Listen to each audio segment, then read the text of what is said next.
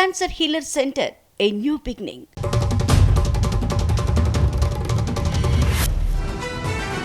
ఇవాళ తిరుపతిలో అంతర్జాతీయ దేవాలయాల సమ్మేళనం జరగనుంది. 3 రోజుల పాటు జరిగే ఈ సదస్సును ఏపీ సీఎం చంద్రబాబు ప్రారంభించనున్నారు.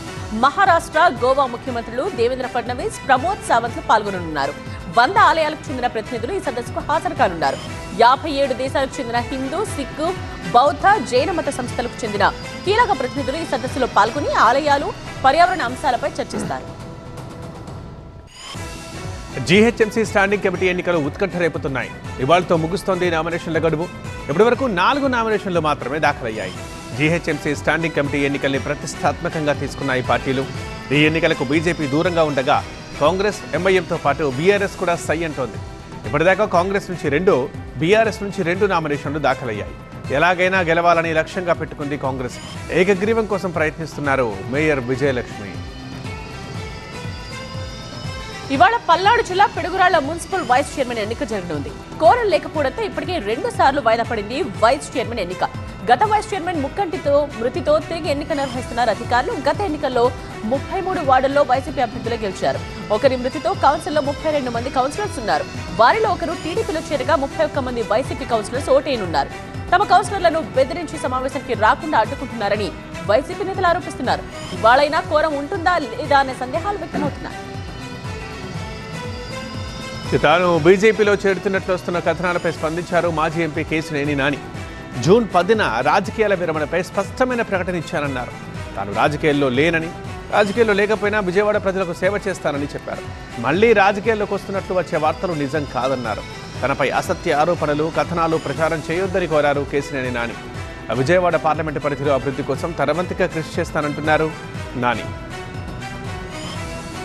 టీటీడీ కల్తీ కేసులో సిట్ ఇంట్రాగేషన్ చేస్తోంది. కస్టడీలో ఉన్న నిందితులను 4 రోజులుగా విచారిస్తోంది సిట్. రేపు సాయంత్రం 5 గంటలకు ముగియనుంది 5 రోజుల కస్టడీ.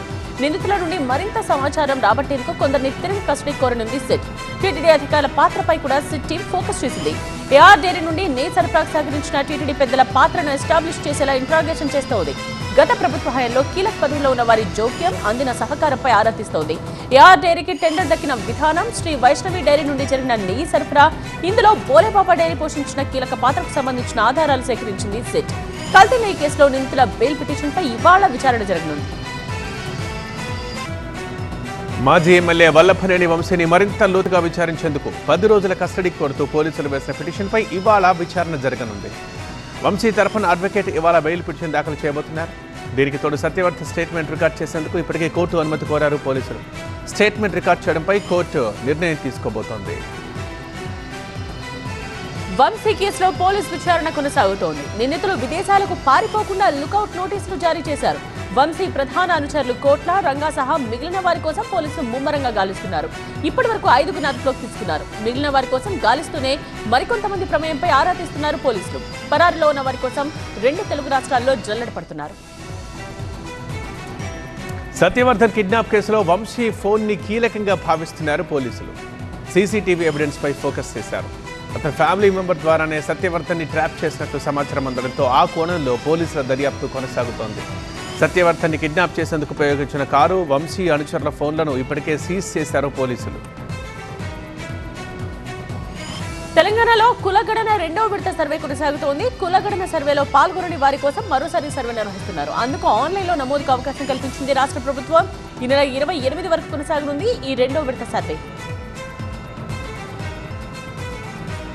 తెలంగాణ బడ్జెట్ ప్రతిపాదనలపై ఇవాళ ముఖ్యమంత్రి రేవంత్ రెడ్డి సమీక్ష నిర్వహించనున్నారు. విద్యా, వ్యవసాయ బడ్జెట్లపై సంబంధిత అధికారులతో సమీక్షించనున్నారు సీఎం. సమావేశానికి పలువురు మంత్రులు హాజరు కానున్నారు. ఇవాళ్టి నుంచి తెలంగాణ ప్రభుత్వ స్కూళ్లలో కంటి పరీక్షలు నిర్వహించబోతున్నారు. మార్చి 5 వరకు కొనసాగనున్నాయి కంటి పరీక్షలు. ప్రభుత్వ ఆసుపత్రుల్లో కంటి పరీక్షా కేంద్రాలు ఏర్పాటు చేశారు. దృష్టిలోపం ఉన్న వారికి కళ్లజోడు పంపిణీ చేయబోతోంది ప్రభుత్వం. హైదరాబాద్ ముచ్చింతల్లో వైభవంగా 108 దివ్య దేశాల సమతాకం జరుగుతోంది. తృతీయ బ్రహ్మోత్సవాల్లో భాగంగా డోలోత్సవం నిర్వహించనున్నారు. మరి కాసేపట్లో డోలోత్సవం, సామూహిక ఉపనయనాలు జరగనున్నాయి. సాయంత్రం 6 గంటలకు 18 దివ్య దేశాలకు గరుడ సేవలు జరుగుతాయి. సూర్యాపేట జిల్లాలో పెద్దగట్టు జాతరతో విజయవాడ హైదరాబాద్ హైవేపై ట్రాఫిక్ ఆంక్షలు పెట్టారు. హైదరాబాద్ నుంచి విజయవాడ వెళ్లే వాహనాల్ని నార్కెట్పల్లి, నల్గొండ, కోదాడల మీదుగా మళ్లించారు. విజయవాడ నుంచి హైదరాబాద్ వెళ్లే వాహనాల్ని కోదాడ, నల్గొండ, నార్కెట్పల్లి మీదుగా మళ్లిస్తున్నారు. 2 రోజుల పాటు ఈ ట్రాఫిక్ ఆంక్షలు కొనసాగుతాయి. ఇవాళ యాదాద్రి లక్ష్మీనరసింహస్వామి ఆలయంలో తిరుమంజనం సేవ నిర్వహించనున్నారు అర్చకులు. దీంతో మధ్యాహ్నం 1 గంట నుండి మధ్యాహ్నం 3:30 వరకు దర్శనాలు నిలిపివేయనున్నారు. ఈ నెల 19 నుండి 23 వరకు మహాకుంభ సంప్రోక్షణ నిర్వహించనున్నారు. ఇల్లు ఖాళీ చేయాలని మహిళలపై దాడి చేశారు స్థానికులు. సికింద్రాబాద్ కంటోన్మెంట్ బోయిన్పల్లిలో తన కుటుంబంతో కలిసి ఉంటుంది ఒక యువతి. ఇంటి యజమాని కుమారుడు తనను ప్రేమ పేరుతో వేధిస్తున్నాడని పోలీసులకు ఫిర్యాదు చేసింది. దీంతో తమ ఇల్లు ఖాళీ చేయాలని ఆ యువతి కుటుంబానికి వార్నింగ్ ఇచ్చాడు యజమాని. అయినా ఖాళీ చేయకపోవడంతో మహిళా సంఘాల నేతలను తీసుకువచ్చి హంగామా చేయించారు.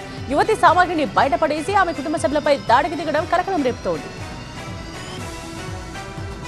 సంగారెడ్డి జిల్లా హతనూర మండలం తుర్కాల ఖానాపూర్ చెరువు నుండి రాత్రి వేళల్లో హిటాచీలు, టిప్పర్ల సాయంతో అక్రమంగా మట్టి తరలిస్తున్నారు కొందరు. అధికారుల అండదండలతోనే మట్టి తరలింపు జరుగుతోంది అన్న విమర్శలున్నాయి. రాత్రి అయిందంటే చాలు 100 టిప్పర్లు క్యూ కడుతున్నాయి. అక్కడ చెరువు నుండి మట్టి తవ్వి ఇతర ప్రాంతాల ఇటుక బట్టీలకు తరలిస్తోంది మట్టి మాఫియా. అధికారులకు ఎన్నిసార్లు చెప్పినా పట్టించుకోకపోగా మట్టి మాఫియాకు కొమ్ము కాస్తున్నారని ఆగ్రహం వ్యక్తం చేస్తున్నారు స్థానికులు. మట్టి తరలింపుని ప్రశ్నిస్తే దాడి చేస్తున్నారంటున్నారు. మట్టి మాఫియా నిర్వాహకులు దాడి చేస్తున్నారని స్థానికులు చెబుతున్నారు. మెదక్ జిల్లా పాపనపేటలో ప్రసన్నాంజనేయ స్వామి విగ్రహ పునఃప్రతిష్ఠ మహోత్సవం ఘనంగా జరిగింది. మెదక్ నియోజకవర్గ బీఆర్ఎస్ ఇన్ఛార్జ్ కంఠారెడ్డి తిరుపతి రెడ్డి ఈ ఉత్సవాలకు హాజరయ్యారు. మాధవానంద సరస్వతి ఆధ్వర్యంలో విగ్రహ పునఃప్రతిష్ఠ జరిగింది. కార్యక్రమానికి భక్తులు పెద్ద సంఖ్యలో తరలివచ్చారు.